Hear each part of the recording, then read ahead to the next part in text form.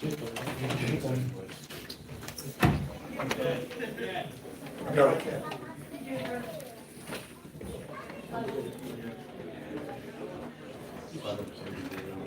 back? He's coming back. Okay.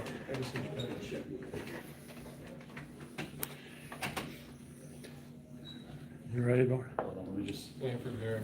Okay, Berrick's come back. Yeah. Steven, you go by Steven or Stefan? Steven. Steven, great. Good to see you. Congratulations. Thank you. 2 free throws. You'll remember that forever. Forever. You're ready for those free throws. Absolutely. Berrick, there you go.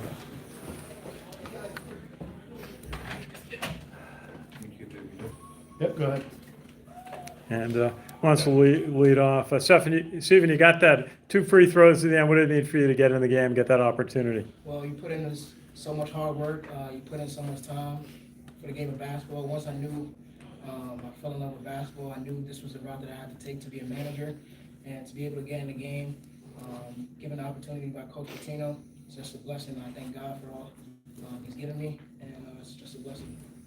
For all you guys, how much did it mean to just come out and step on the accelerator early, even though you had everything locked up, just to keep the consistency going and not miss a beat?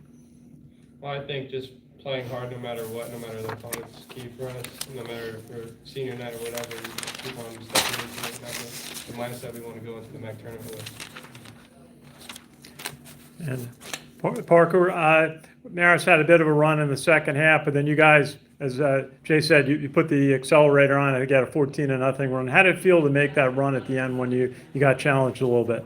It felt good to make the run, and I'm just proud of the guys on the team giving it their all for not only us, but themselves too, and the fans, and we just couldn't be more proud.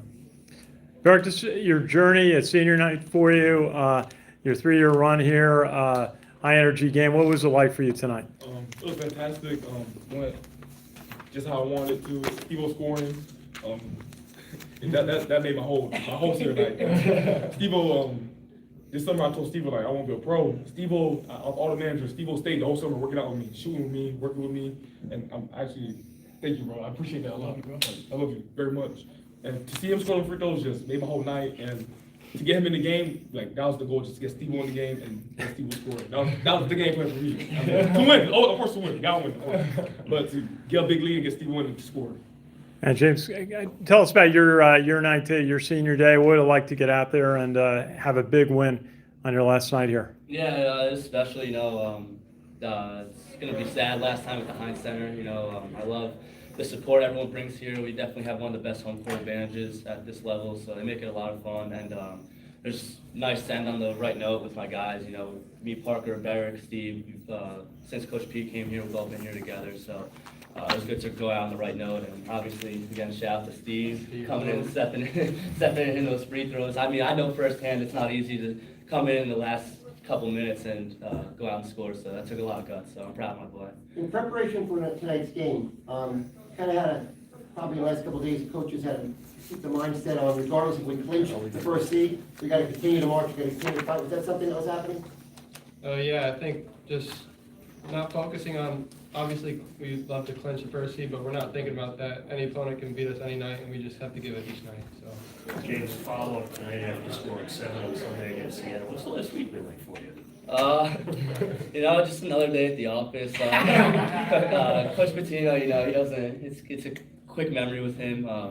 It was fun, but at the same time, I practice every day with these guys. I go live every day with these guys, so it was kind of a long time coming for me, just to finally put one in the net. I know Walt was talking a lot of junk about it, so I was finally happy to do that. But yeah, it's been fun, but I'm happy to just come out and get the win again tonight. Hopefully keep it rolling into Atlantic City. And Berrick, one more regular season game, but going into AC with a group that's now won 10 in a row, what's the mindset going into the tournament, and do you feel you still have more to Oh yeah, reach? our ceiling is so high, we ain't even touched it yet.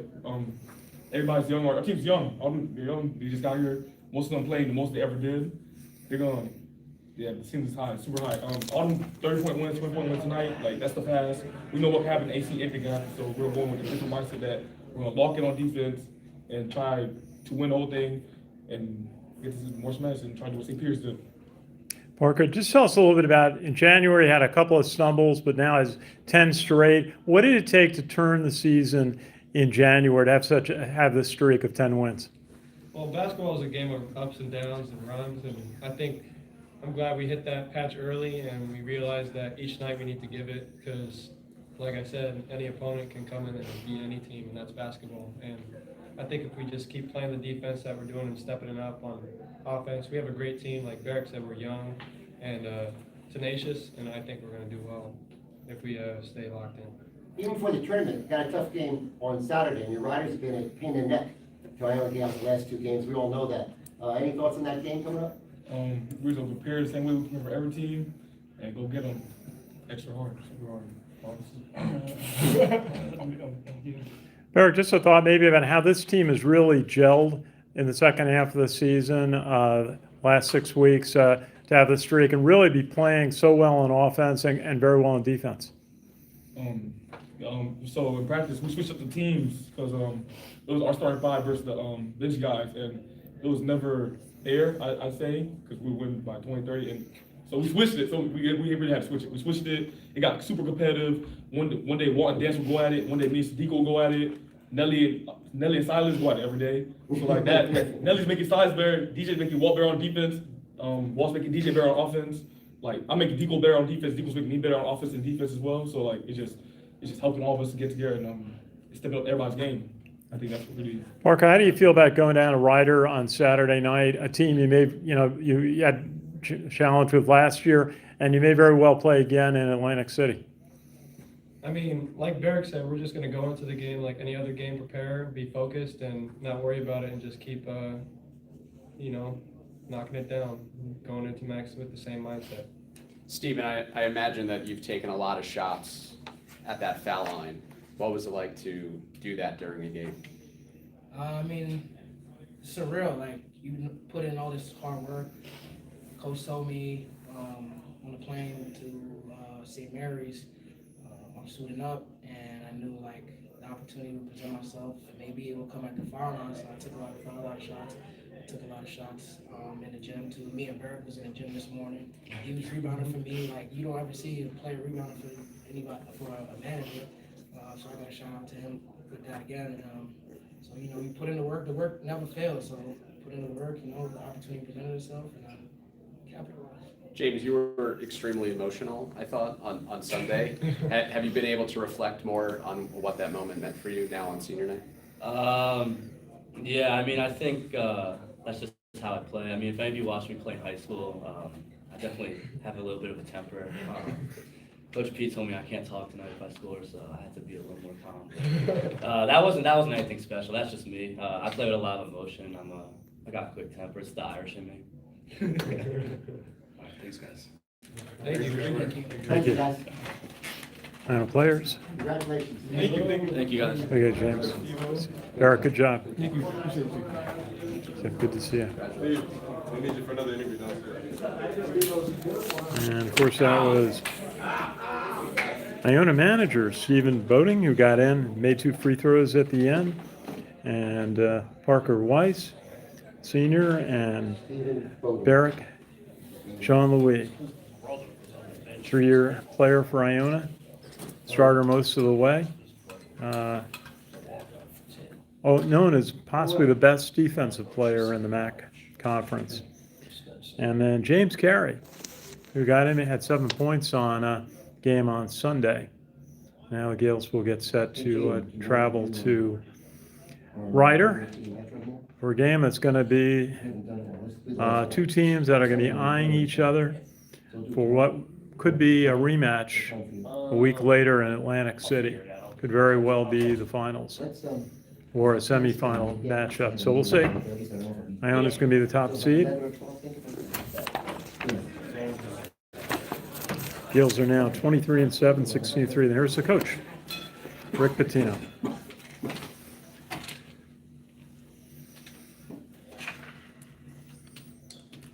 Well, we are a very explosive offensive basketball team. We go from up 6 or 7 to 18 in a matter of seconds and minutes. But our defense tonight was the poorest of the season, without question. And our bench is about as thin as any bench I've ever had in my 45 years of coaching.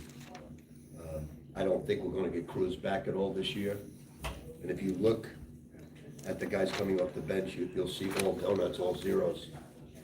So we're maneuvering to try and make sure nobody gets even 2 fouls for that matter, but we got our problems. Although it was a terrific win, terrific season, we've got our problems, and they're big problems. But we've been navigating through it. Hopefully we can navigate Saturday, and hopefully we can navigate through 3 games, but it's not easy, I can tell you that for sure. Rick, it seemed like Marist showed a lot of fight tonight. Yep. What did you think of Marist? I think they did. You know, I felt bad at the end of the game.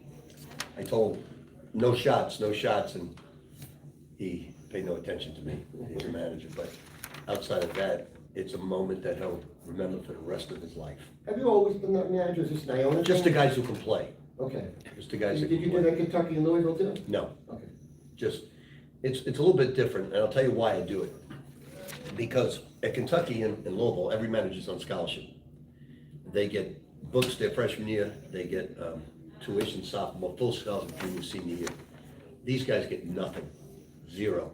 So the only moments they have are moments like he had tonight. Gotcha. And the recognition is the only thing you can give them.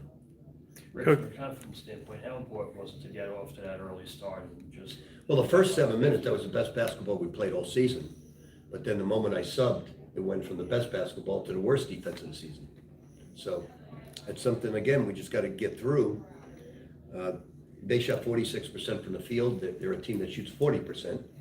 And they shot 46% from the 3, and they're a team that shoots a very low percentage from the 3. So our defense was porous tonight because we don't have a bench and we don't have fresh legs. But this was one hell of a season. Great home crowds, sellouts. You know, I never forget what Baker Dunleavy said when he came out. He said, "This was never like this, coach." And you know, the atmosphere is awesome. It's much appreciated. We've in 3 years we've done something special outside the court. Tim Klus was great. Every coach here has been great. But we've done some things outside the court in terms of facilities, in terms of academics. This place was in bad shape academically, and we turned it completely around, much better than basketball.